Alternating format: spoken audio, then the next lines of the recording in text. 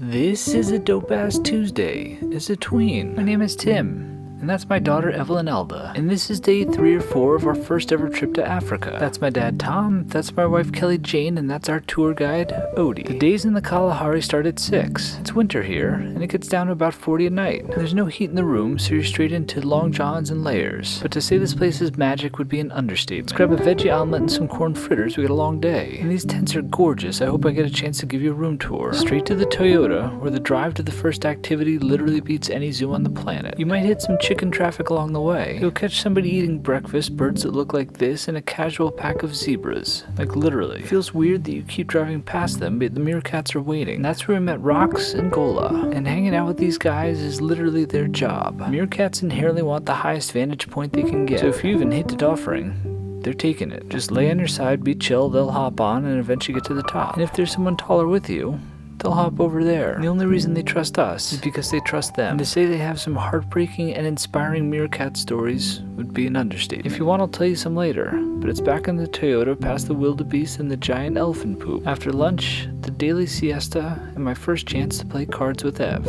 Siesta rolls into high tea, and high tea rolls into a rooftop view from the Toyota. And a look on her face that says you're a million miles away from the stresses of 6th grade. Again past the wildebeest to an afternoon of four-wheeling through the salt plains. Lessons from Odie on the proper way to wrap your head.